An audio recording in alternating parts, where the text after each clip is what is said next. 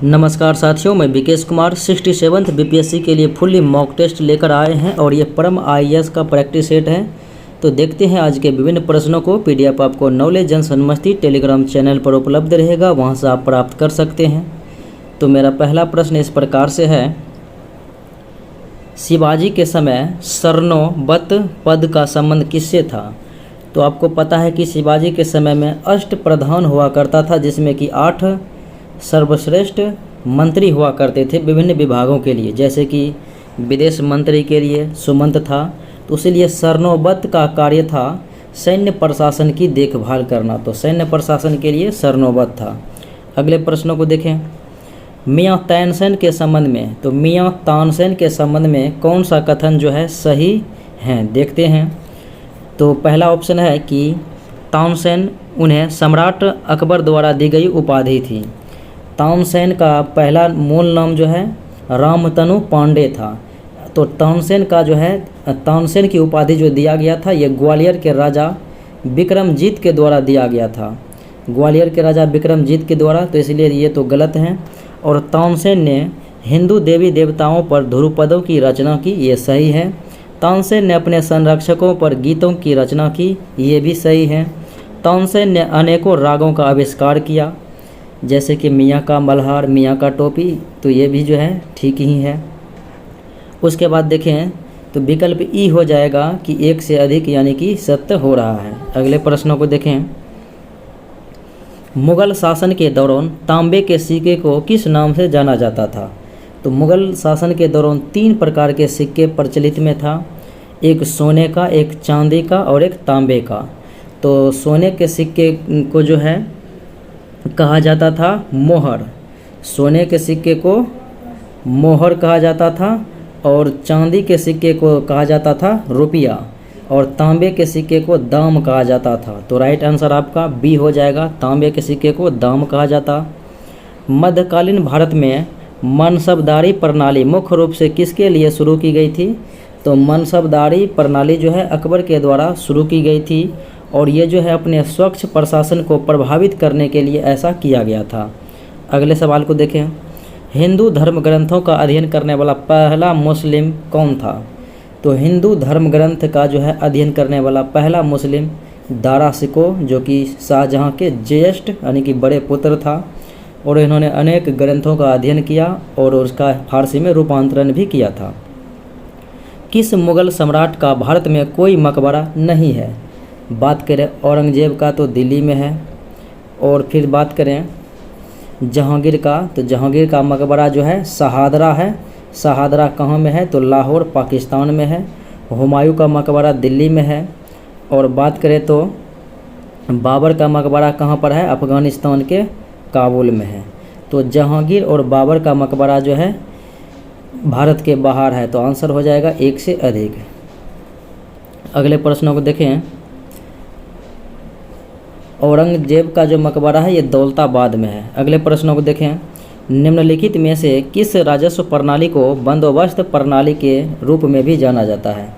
तो बंदोबस्त प्रणाली के रूप में जो है जाना जाता है दहसाल बंदोबस्त को, जो कि अकबर के द्वारा चालू किया गया था। लेकिन दहसाल बंदोबस्त जो है बनाया गया था 1580 ईस्वी में। जो है निर्माणकर्ता इसके कौन थे? तो ये थे राजा मानसिंह, जो कि अकबर के राजस्व मंत्री, वित्त मंत्री पर थे। अगले प्रश्नों को देखें। ऋग्वैदिक धर्म था, तो ऋग्वैदिक कालीन जो धर्म था वो बहुदेववादी था, क्योंकि इसमें अनेकों देवी देवताओं का उल्लेख मिलता है। अगले प्रश्नों को देखें। निम्नलिखित राजवंश के किस शिलालेख से लुम्बिनी को बुद्ध के जन्म स्थल के रूप में माना है? तो लुम्बिनी को जो है बुद्ध के जन्म स्थल को माना है। मौर्य जो है मौर्य राजवंश के शिलालेख, मौर्य राजवंश के शिलालेखों की बात करें तो वो जो है शिलालेख मौर्य वंश के शासक अशोक के रोमिनदेई शिलालेख से यह बात जानकारी मिलती है। और इससे यह भी जानकारी मिलती है कि अशोक अपने राज्य अभिषेक के 20वें वर्ष लुम्बिनी की यात्रा किया था। अगले प्रश्नों को देखें। बराबर की गुफाओं के बारे में कौन सा कथन सत्य है? देखते हैं। बराबर पहाड़ी पर चारों तरफ गुफाएं हैं, ये बात सही है। और 3 गुफाओं की दीवारों पर अशोक के शिलालेख मिले हैं, ये भी सही हैं। और इन अभिलेखों से पता चलता है कि इन गुफाओं को आजीवकाश को समर्पित किया गया है।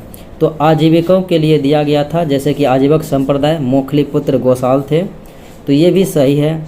और ये शिलालेख 6ठी शताब्दी ईस्वी पूर्व, ये जो है 6ठी शताब्दी नहीं होगा बल्कि ये 3री शताब्दी ईस्वी पूर्व के हैं, इसीलिए राइट आंसर डी हो जाएगा, जो कि गलत, यानी कि ये तो गलत है। पूछा जा रहा है सत्य, तो आंसर ई हो जाएगा कि एक से अधिक जो है सत्य हैं। अगले प्रश्नों को देखें। राजा नंद का प्रमाण किस शिला अभिलेख से मिलता है? तो चेदी वंश के महान सम्राट हुए थे राजा खारवेल, और ये जो है हाथी गुफा अभिलेख से जिनसे संबंधित है।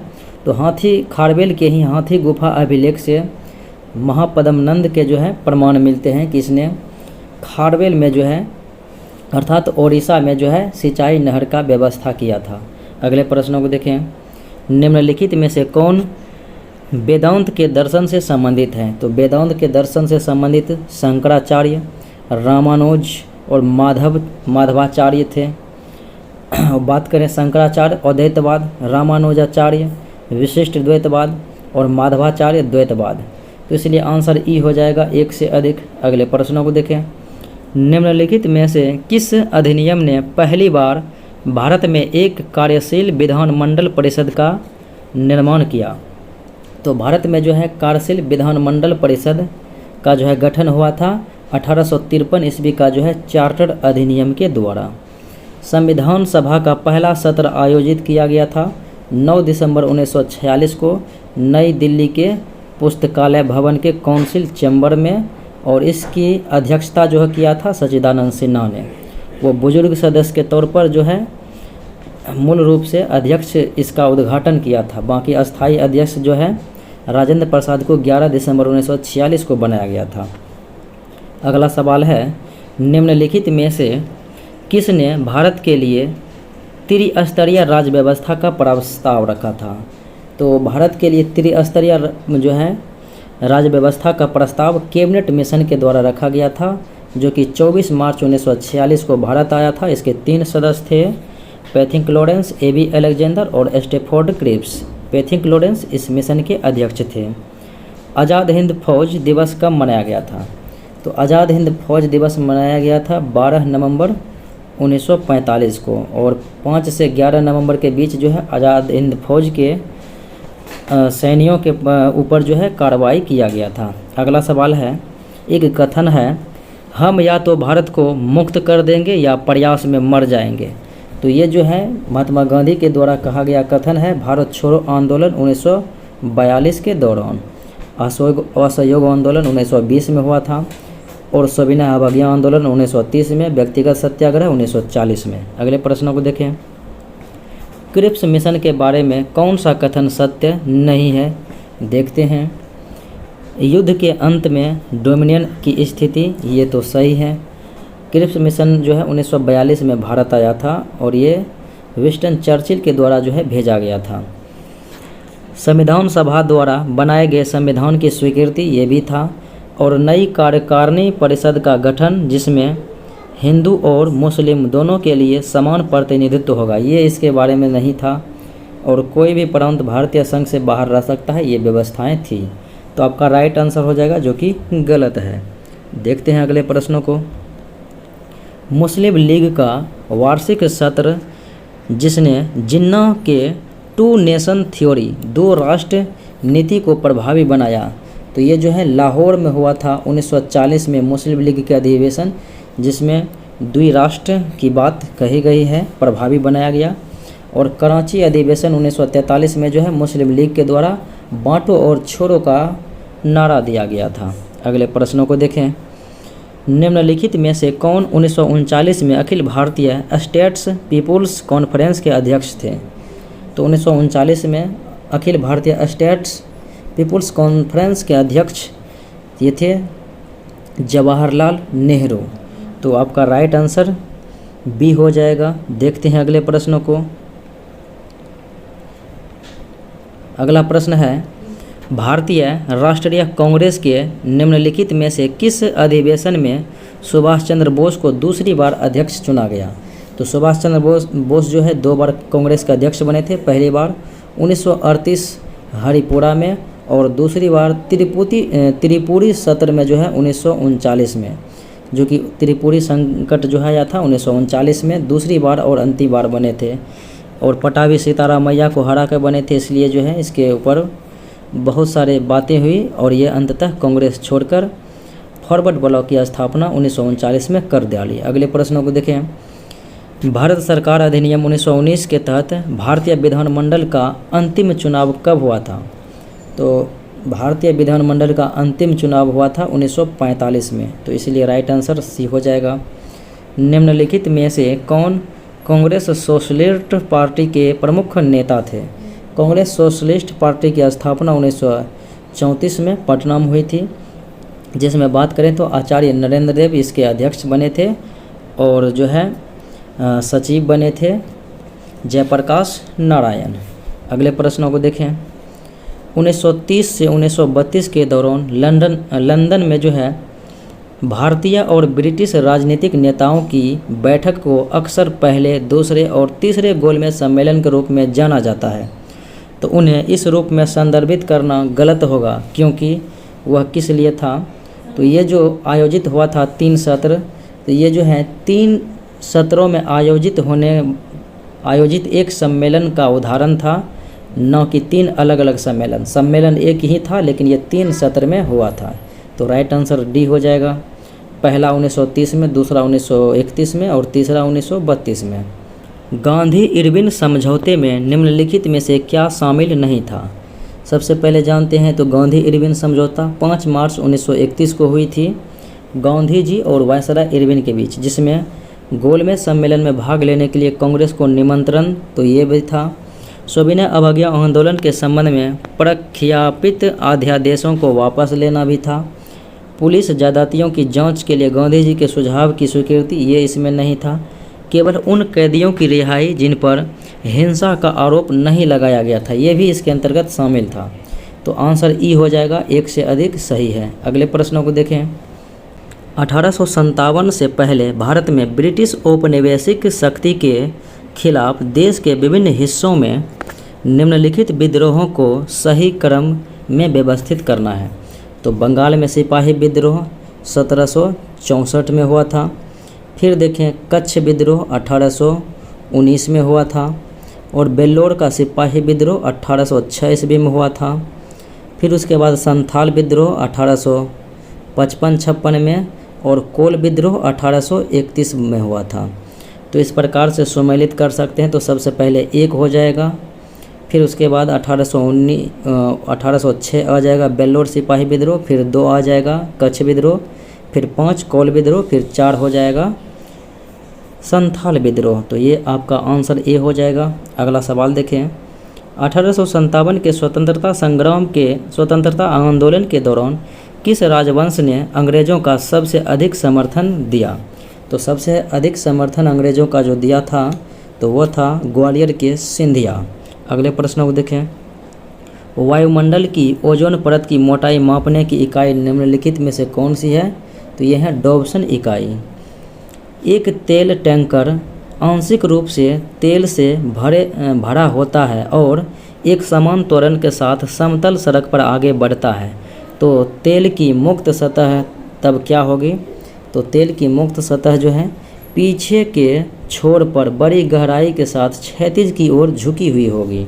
अगले प्रश्नों को देखें। पृथ्वी अपनी कक्षा में लगभग गति से यात्रा करती है, प्रति घंटे 4400 किलोमीटर। हम इस तेज़ गति को महसूस क्यों नहीं करते हैं?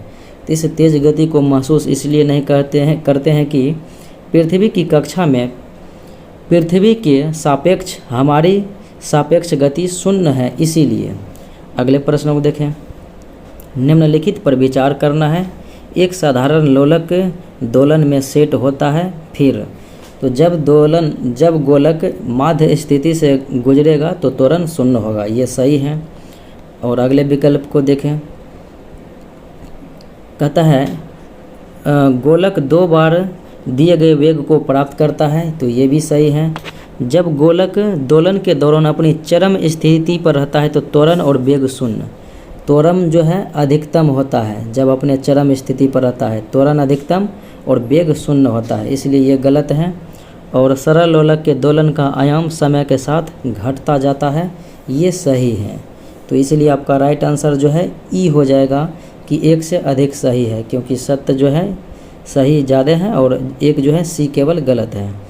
ठंड के मौसम में जलीय जंतु तब भी जीवित रहते हैं जब झील के ऊपरी परत का पानी बर्फ़ में जमा जाता है, क्योंकि इसलिए जीवित जो है जल के अंदर रह जाता है कि 4 डिग्री सी पर पानी का घनत्व सबसे अधिक, यहाँ पर जो है 4 लगाना छूट गया था, तो 4 डिग्री सी पर पानी का घनत्व सबसे अधिक होता है, इसलिए बर्फ़ की ऊपरी परत के नीचे पानी की एक परत होती है, इसलिए उसमें जो है जीवित रह सकती है। निम्नलिखित में कौन अन्य 3 की तुलना में अधिक सूर्य के प्रकाश को परावर्तित करता है? तो सूर्य के प्रकाश को परावर्तित जो है सबसे अधिक करता है ताज़े बर्फ़ से ढकी हुई भूमि। अगले प्रश्नों को देखें। गीले बिस्कुट को फ्रिज में कुछ देर रखने से वे कुरकुरे हो जाते हैं, क्यों?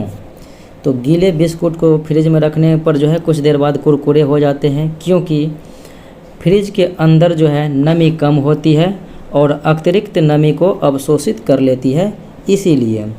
अगले प्रश्नों को देखें। निम्नलिखित में से कौन एक मौलिक तत्व है? तो हीरा जो है एक मौलिक तत्व है। अगला सवाल, मणिक और नीलम को रासायनिक रूप से क्या कहते हैं? तो मणिक और नीलम को रासायनिक रूप से जो है एल्युमिनियम ऑक्साइड कहते हैं। अगले प्रश्नों को देखें। निम्नलिखित में से कौन पानी के साथ बिल्कुल भी अभिक्रिया नहीं करता है?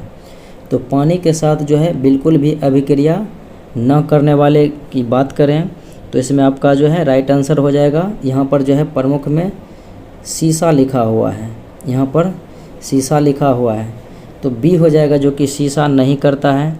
तो न करने वाली जो देखेंगे तो प्रमुख जो है धातुओं में जैसे शीशा, सोना, चांदी और प्लेटिनम होता है, और ये जो है लोहा, मैग्नीशियम, कैल्शियम, मैग्नीशियम ये सब करता है, और लोहा, एल्युमिनियम जो है ये सब पानी के साथ, ठंडे पानी के साथ तो करता है, लेकिन भाप ये जो है ठंडे पानी के साथ नहीं लेकिन भाप के साथ कर लेता है, इसलिए वो आंसर नहीं होगा, केवल होगा शीशा, सोना, चांदी, प्लेटिनम।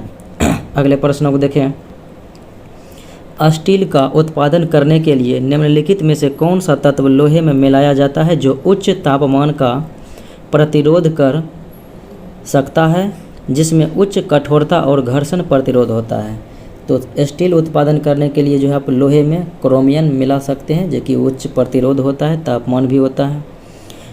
ग्राफीन का महत्व है इसलिए, तो ग्राफीन के बारे में पूछा जा रहा है कि इसका क्या महत्व है, तो देखते हैं। यह एक द्विआयामी सामग्री है और इसमें अच्छी विद्युत चालकता है, तो ये जो है इनके बारे में है, तो ये जो है सही है। और फिर यह अब तक परीक्षण की गई सबसे पतली लेकिन सबसे मजबूत सामग्रियों में से एक है, ये भी सही है। और देखें तो यह पूरी तरह से सिलिकॉन से बना होता है, ये सिलिकॉन से नहीं बल्कि ये कार्बन के अपरूप ग्रेफाइट से बना होता है। ये जो है ग्राफीन किससे बना होता है? ग्रेफाइट से, तो इसलिए ये गलत है। और इसे टच स्क्रीन, LCD और ऑर्गेनिक LED के लिए आवश्यक कंडक्टिंग इलेक्ट्रोड के रूप में इस्तेमाल किया जा सकता है, ये सही है। तो राइट आंसर ई हो जाएगा, एक से अधिक सत्य है। अगले प्रश्नों को देखें। फिटकिरी किस प्रक्रिया से गंदे पानी को साफ करती है?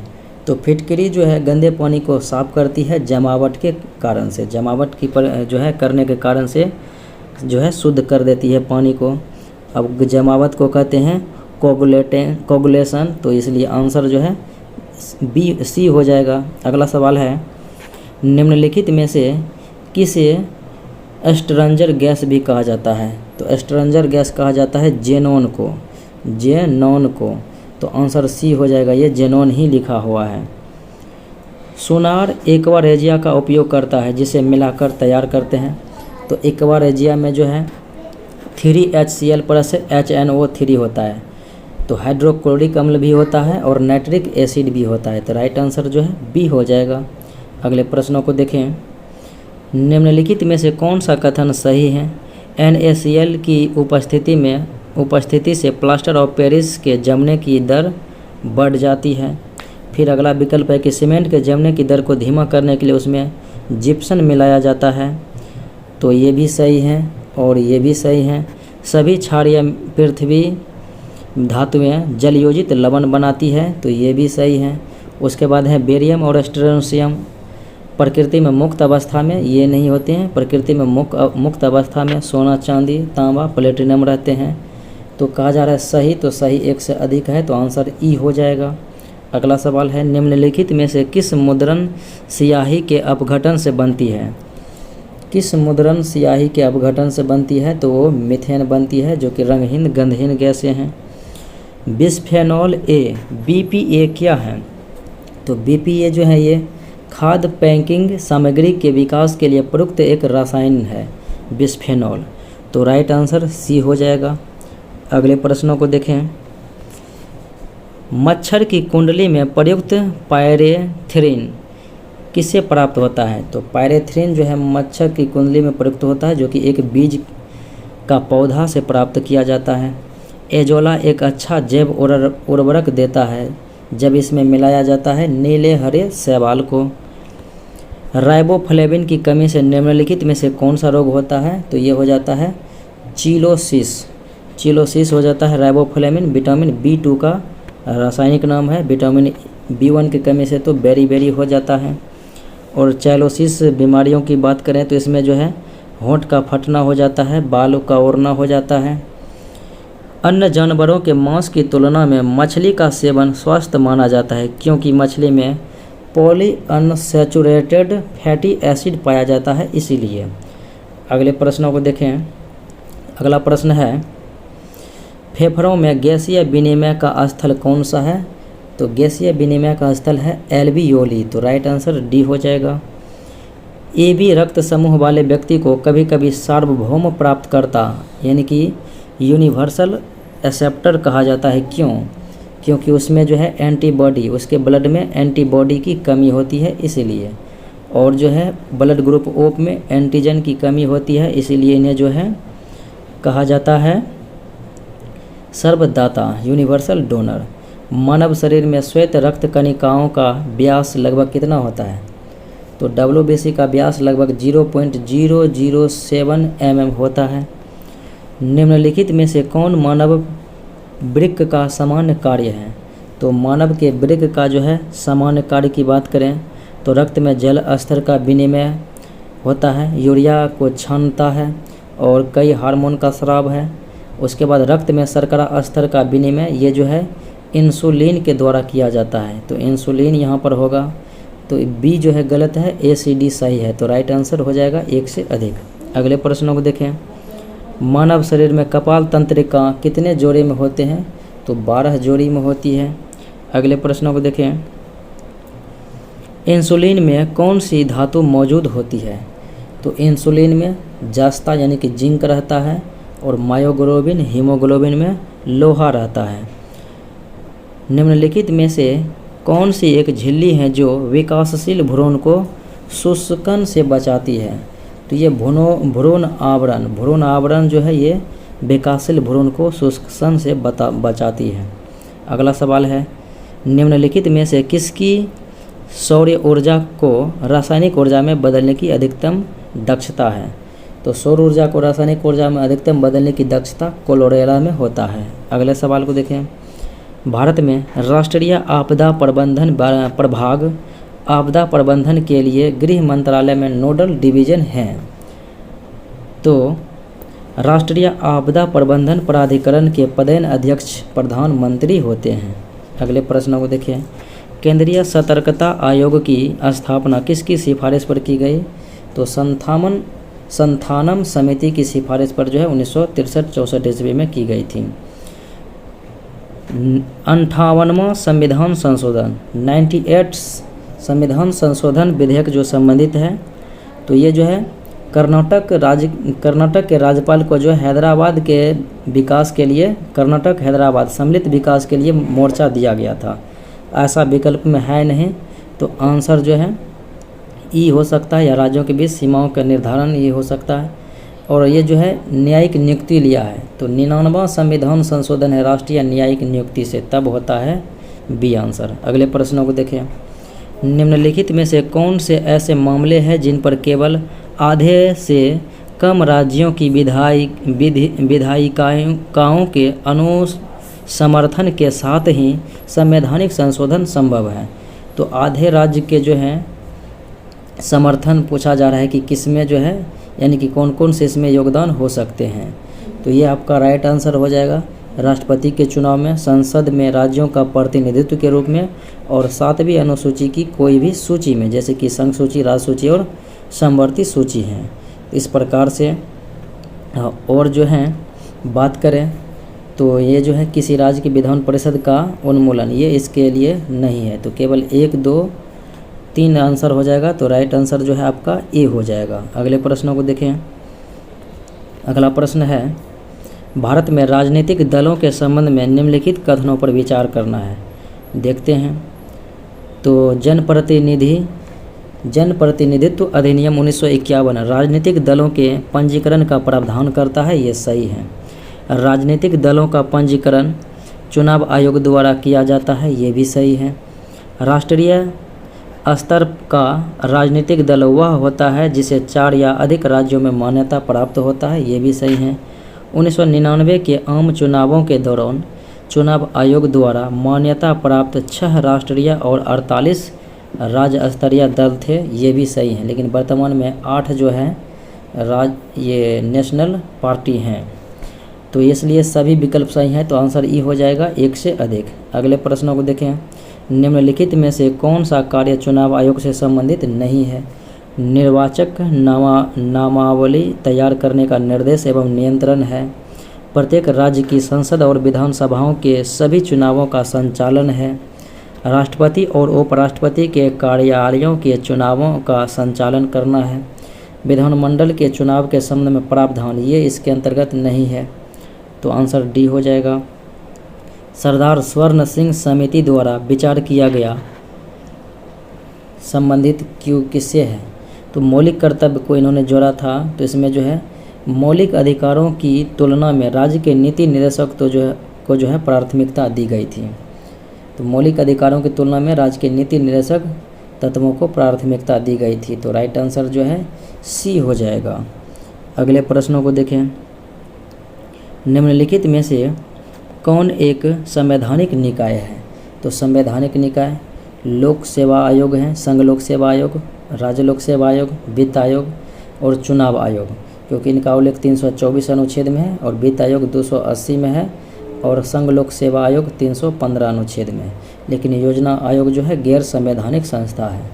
तो आपका आंसर ई हो जाएगा, 1 से अधिक। अगले प्रश्नों को देखें। वित्त आयोग के कार्यों के बारे में निम्नलिखित में से कौन सा कथन सत्य है? देखते हैं कौन से कथन सत्य हैं। भारत की संचित निधि से धन की निकासी की अनुमति ये नहीं देते हैं, संसद के द्वारा ये होता है। राज्यों के बीच करों की आय के हिस्से का आवंटन ये है। राज्यों से सहायता अनुदान के आवेदनों पर विचार करना भी है। और केंद्र और राज्य सरकारें बजटीय प्रावधानों के अनुसार कर लगा रही है या नहीं, इसकी निगरानी और रिपोर्ट करना भी है। तो आंसर जो है ई हो जाएगा, 1 से अधिक। अगले प्रश्नों को देखें। निम्नलिखित में से कौन कानून और स्वतंत्रता के बीच सबसे उपयुक्त संबंध को दर्शाता है? तो अगर कानून नहीं है तो वहाँ कोई स्वतंत्रता नहीं है। तो राइट आंसर बी हो जाएगा। निम्नलिखित में से कौन भारतीय संविधान की 3री अनुसूची में निहित नहीं है? संघ के मंत्री के पद की शपथ का प्रपत्र, ये तो है। सर्वोच्च न्यायालय के मुख्य न्यायाधीश द्वारा ली जाने वाली शपथ का प्रारूप है। राष्ट्रपति के पद की शपथ का उल्लेख इसमें नहीं किया गया है। अनुच्छेद 60 के अनुसार से अनुसूची 3 में इसे नहीं डाला गया है। और संसद सदस्य द्वारा ली जाने वाली शपथ का रूप इसमें है। तो ए, बी, डी, तो आंसर हो जाएगा राइट ई की इनमें से 1 से अधिक का उल्लेख किया गया है। निम्नलिखित में से कौन सा मौलिक अधिकार है?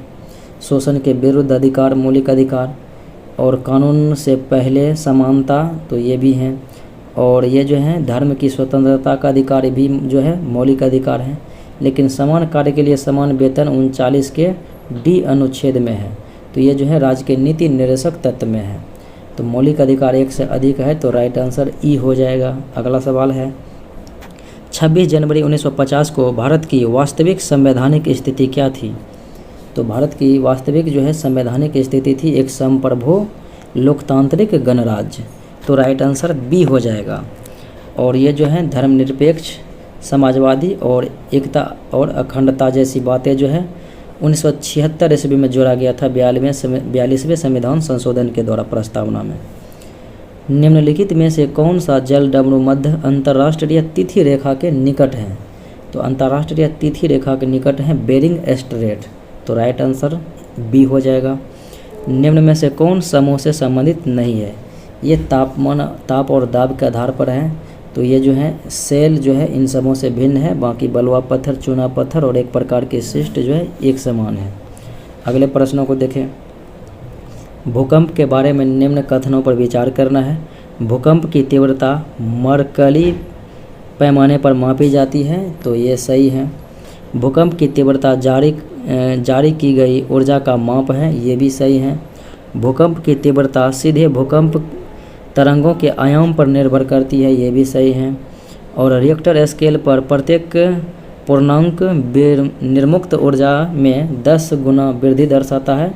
तो प्रत्येक के तुलना में पिछली बार के तुलना में जो अगली बार 100 गुना नहीं बल्कि 10 गुना अधिक जो है दर्शाता है।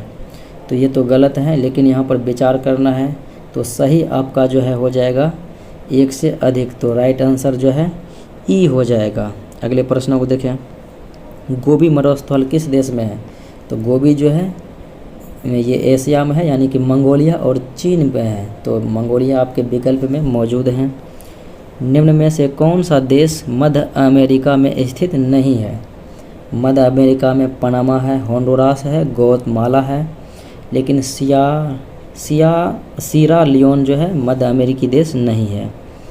उत्तर से दक्षिण की ओर निम्नलिखित में से कौन भारत में दी गई नदियों का सही क्रम है? तो उत्तर से दक्षिण अगर आप देखेंगे तो सियोक हो जाएगा, जास्कर, स्पीति, सतलज। नदियों का क्रम इस प्रकार से होगा सियोक, जास्कर, स्पीति, सतलज। निम्नलिखित में से कौन सा क्षेत्र मानसून की अरब सागर शाखा से अधिक प्रभावित नहीं है? तो अरब सागर शाखा से प्रभावित होती हैं पश्चिमी घाट, दक्कन का पठार, मध्य प्रदेश, लेकिन छत्तीसगढ़ बेसिन जो है ये अरब सागर शाखा से प्रभावित नहीं है। निम्न में से किस प्रकार की मिट्टी में न्यूनतम जल धारण क्षमता होती है? तो न्यूनतम जल धारण क्षमता जो है दोमट रेतीली मिट्टी में होती है, दोमट रेतीली मिट्टी में। और अधिक जल धारण क्षमता जो है अधिक हो जाएगा चिकनी दोमट मिट्टी में, चिकनी दोमट मिट्टी में अधिक, और न्यूनतम दोमट रेतीली मिट्टी में। निम्नलिखित में से कौन सा वृक्ष पश्चिमी हिमालय के समशीतोष्ण क्षेत्र में प्रचुर मात्रा में पाया जाता है? तो पश्चिमी हिमालय के समशीतोष्ण क्षेत्र में देवदार पाया जाता है, इसके बाद चीड़ और अल्पाइन पाया जाता है। तो इसलिए आंसर तो आपका ए ही होगा। अगले प्रश्नों को देखें। अगला प्रश्न है निम्नलिखित में से कौन सा रॉक सिस्टम भारत के 90% से अधिक कोयले की आपूर्ति करता है?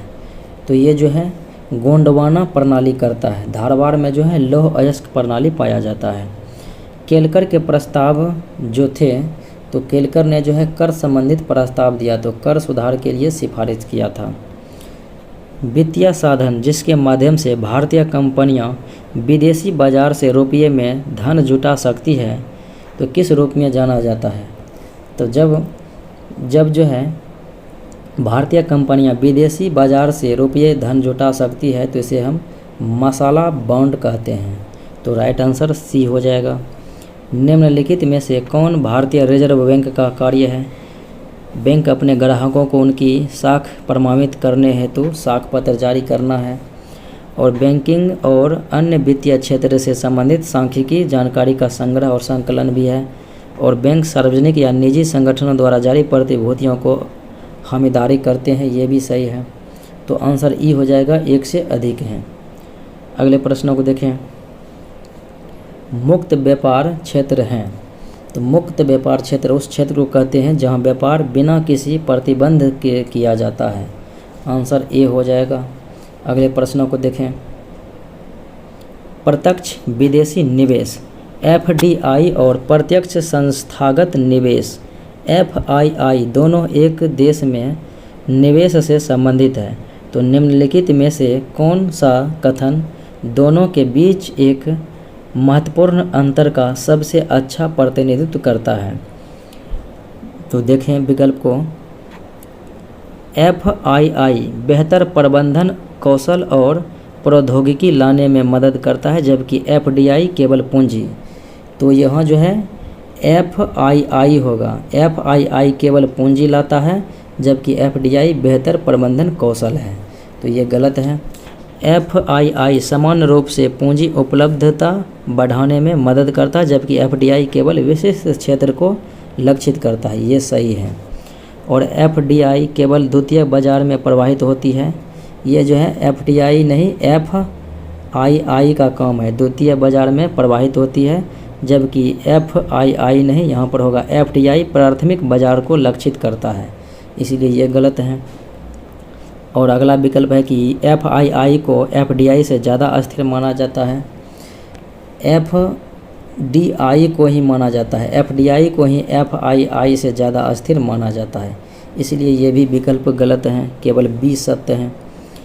वर्ल्ड इकोनॉमिक आउटलुक रिपोर्ट, तो वर्ल्ड इकोनॉमिक आउटलुक रिपोर्ट जो है ये अंतर्राष्ट्रीय मुद्रा कोष IMF के द्वारा जारी किया जाता है। स्वतंत्र भारत की अर्थव्यवस्था के संदर्भ में निम्नलिखित में से कौन सी सबसे प्रारंभिक घटना थी? तो देखें तो प्रारंभिक घटना तो बीमा कंपनी का राष्ट्रीयकरण। तो बीमा कंपनी का राष्ट्रीयकरण जो है 1955-56 में हुआ था। और देखें भारतीय स्टेट बैंक का राष्ट्रीयकरण 1955 में हुआ था। बैंकिंग विनिमय अधिनियम का अधिनियम आया था 1949 में। और प्रथम पंचवर्षीय योजना 1951 से 56 तक रहा था। तो इसलिए जो है आपका विकल्प C हो जाएगा, जो कि सबसे पहले घटना घटित हुई थी। अगले प्रश्नों को देखें। राजा मेनेंड्रोस को बौद्ध धर्म अपनाने के लिए किसने राजी किया? तो राजा मेनेंड्रोस यानी मेनेंडर को नागसेन ने जो है राजी किया। और निग्रोथ ने जो है राजी किया था किसे? तो अशोक को बौद्ध धर्म के लिए, इन्हीं से प्रभावित होकर किया था। और बौद्ध धर्म की दीक्षा अशोक ने उपगुप्त से लिया था। बिहार में निम्नलिखित में से कौन सा स्थान गंगा के उत्तर में स्थित है? तो गंगा के उत्तर में सिवान, खगड़िया, बेगूसराय हो जाएगा, जबकि दक्षिण में पटना, गया, नालंदा हो जाएगा। अगले प्रश्नों को देखें। बिहार प्रांतीय कांग्रेस कमेटी के पहले अध्यक्ष के रूप में किसे चुना गया? तो बिहार प्रांतीय कांग्रेस कमेटी 1908 ईस्वी में सोनपुर मेले के अवसर पर गठित हुआ था। इसके पहले अध्यक्ष बने थे नवाब सरफराज हुसैन खां। नवाब सरफराज हुसैन खां। अगला सवाल है, बिहार के निम्नलिखित में से किस जिले ने अपने कुछ क्षेत्रों को पश्चिम बंगाल में स्थानांतरित कर दिया था? तो वो जिला था पूर्णिया और मानभूमि।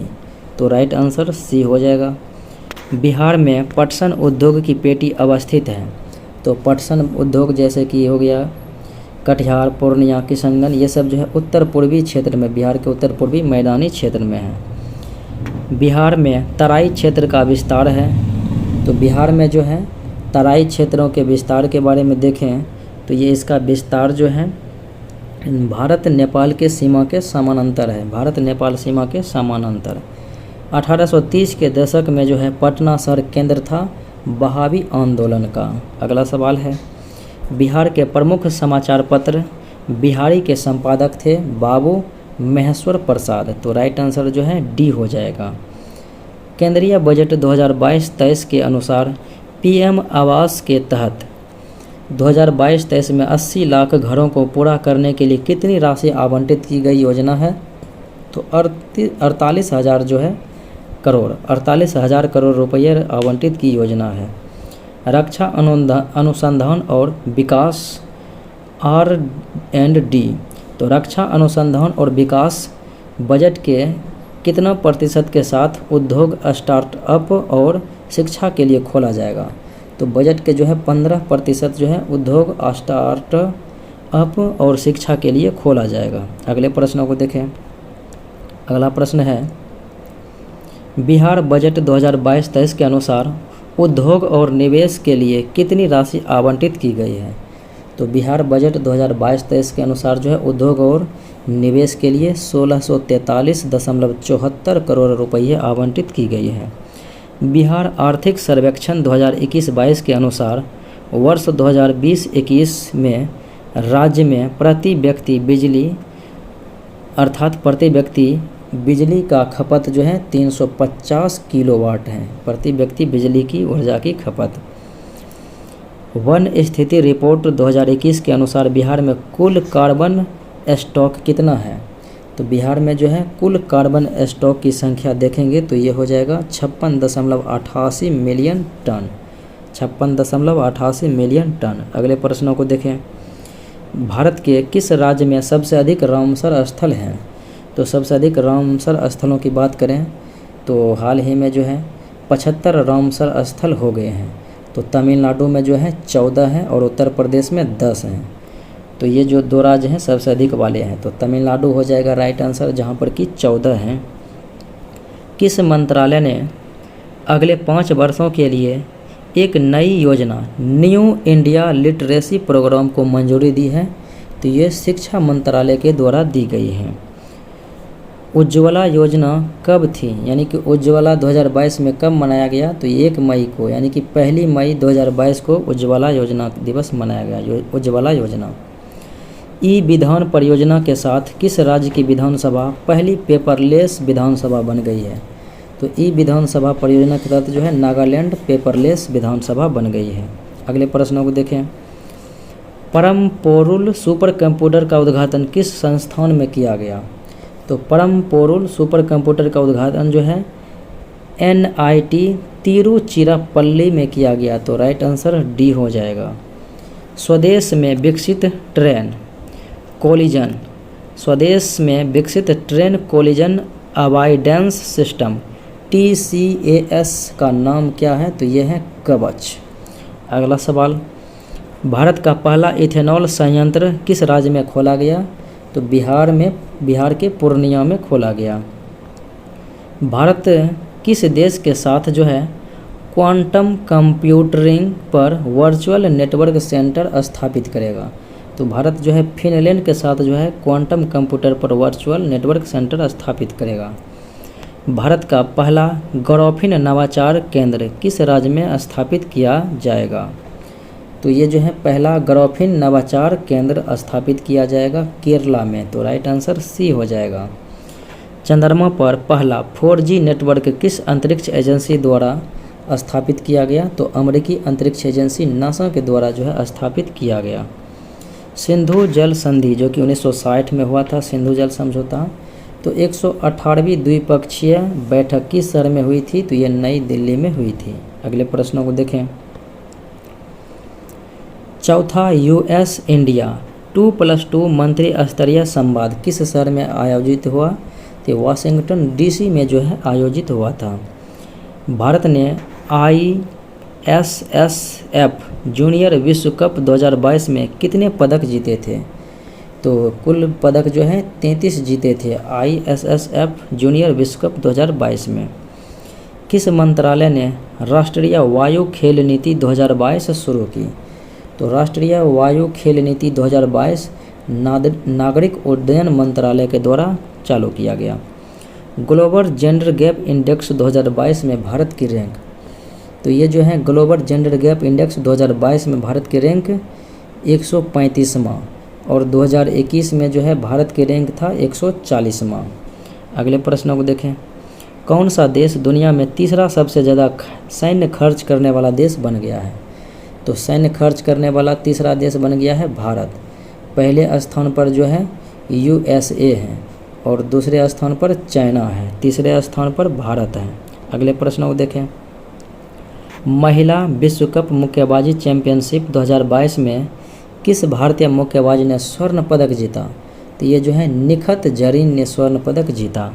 अगले प्रश्नों को देखें, भारत के नए चुनाव आयुक्त मुख्य निर्वाचन आयुक्त, तो भारत के नए मुख्य निर्वाचन आयुक्त राजीव कुमार बने हैं जो कि 25वें क्रम के ये हैं। अगले प्रश्नों को देखें, गुस्टावो पेट्रो। तो ये गुस्टावो पेट्रो जो है राष्ट्रपति बन गए हैं कोलंबिया के। अगले प्रश्नों को देखें। चिथिरई महोत्सव किस राज्य में मनाया जाता है? तो चिथिरई महोत्सव को ही मदुरई कल्याणम महोत्सव कहा जाता है, जो कि तमिलनाडु मदुरई में मनाया जाता है। बिहार का दूसरा बाघ अभयारण्य किस जिले में स्थापित होगा? तो पहला बाघ अभयारण्य जो है वाल्मीकि टाइगर रिजर्व पश्चिमी चंपारण में, और दूसरा टाइगर रिजर्व जो है कैमूर में स्थापित किया जाएगा। अगले प्रश्नों को देखें। भारत का पहला बांस पार्क किस राज्य में? तो बांस पार्क जो है त्रिपुरा राज्य में स्थापित किया जाएगा, शुरू किया जाएगा। और फायर पार्क उड़ीसा में, टायर पार्क जो है वेस्ट बंगाल में, और लाइकेन पार्क उत्तराखंड में। निम्नलिखित में से किसे वर्ष 2022 के लिए पद्म विभूषण से सम्मानित नहीं किया गया? पद्म विभूषण 2022 में जो है 4 व्यक्तियों को दिया गया, जिसमें जनरल बिपिन रावत, कल्याण सिंह और सुश्री प्रभास अन्य को दिया गया। नीरज चोपड़ा इस सूची में नहीं थे। अगले प्रश्नों को देखें। India state of forest report 2021 के अनुसार भौगोलिक क्षेत्र के प्रतिशत के मामले में किस राज्य में सबसे बड़ा वन क्षेत्र है? तो वन क्षेत्र सबसे ज़्यादा प्रतिशत में मिजोरम है, लगभग 85-86%, और वन सर्वाधिक है मध्य प्रदेश में। सर्वाधिक वृद्धि किया था आंध्र प्रदेश ने। फिडे शतरंज ओलंपियाड 2022 भारत के किस शहर में आयोजित किया गया? तो चेन्नई तमिलनाडु में आयोजित किया गया था। अगले प्रश्नों को देखें। विंग्स इंडिया 2022 एयर शो कहाँ शुरू किया गया? तो विंग्स इंडिया 2022 एयर शो जो है शुरू किया गया कहाँ पर? तो ये हैदराबाद जो है तेलंगाना में शुरू किया गया। एक सैन्य अभ्यास है संप्रति एक्स।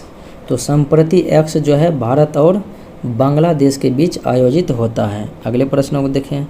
राष्ट्रमंडल खेल 2022 के समापन समारोह में भारत के ध्वजवाहक। तो समापन समारोह में जो है भारतीय ध्वजवाहक थे शरथ कमल और निकहत जरीन, एक टेनिस खिलाड़ी और एक मुक्केबाज। और उद्घाटन समारोह की बात करें, उद्घाटन तो ये था पीवी सिंधु और मनप्रीत सिंह। अगले प्रश्नों को देखें। 68वें राष्ट्रीय फिल्म पुरस्कारों में किस फिल्म ने सर्वश्रेष्ठ फीचर फिल्म का पुरस्कार जीता? तो सर्वश्रेष्ठ फीचर फिल्म जो है 68वें राष्ट्रीय फिल्म पुरस्कार में सोहराई पोट्टू को दिया गया। और इसके अभिनेता, अभिनेत्री और डायरेक्टरों की बात करें तो बेस्ट अभिनेता का अवार्ड जो है दिया गया था, तो ये था सूर्या, और अभिनेत्री थी अपर्णा बालमुरली, और डायरेक्टर था सच्चिदानंद KR। अगले प्रश्नों को देखें। अमित शाह ने किस शहर में स्वामी रामानुजाचार्य की शांति की प्रतिमा का अनावरण किया? तो रामानुजाचार्य के लिए जो है हैदराबाद में किया गया था प्रतिमा का अनावरण, जिसमें कि 5 धातु का इस्तेमाल किया गया था। सोना, चांदी, तांबा, पीतल, जस्ता। सोना, चांदी AU AG और पीतल, उसके बाद तांबा था, जस्ता था, तो इसलिए आंसर ई हो जाएगा, इनमें से कोई नहीं। अगले प्रश्नों को देखें।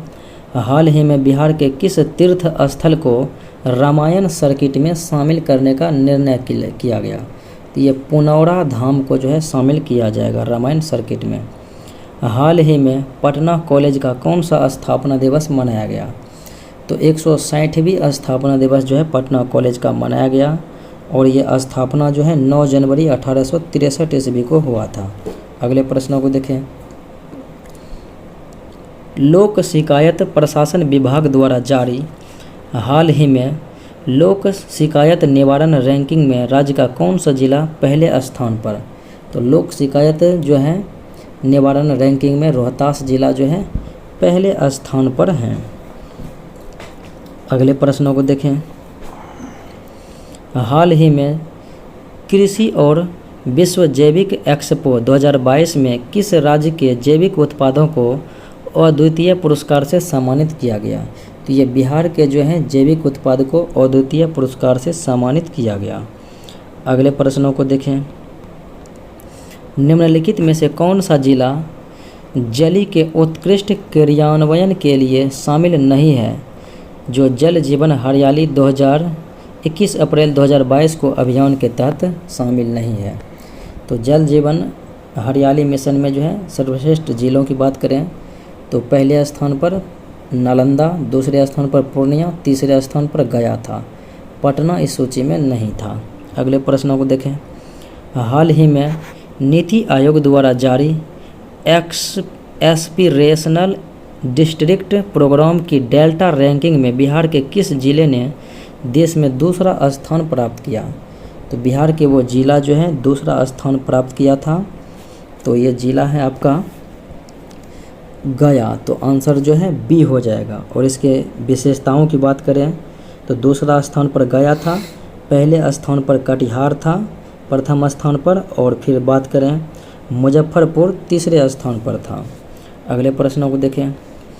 बिहार का पहला improvised explosive devices IEDS model room कहाँ पर बनाया गया है? तो ये जो है बनाया गया मॉडल रूम, तो ये है आपका राजगीर में, BPA Bihar police academy Rajgir में बनाया गया। तो आंसर जो है ए हो जाएगा। अगला सवाल देखें। हाल ही में बिहार के किस जिले में गंगा डॉल्फिन के संरक्षण के लिए 7 दिवसीय संरक्षण कार्यक्रम का आयोजन किया गया? तो ये पटना जिला में किया गया। तो राइट आंसर जो है डी हो जाएगा। अगले प्रश्नों को देखें।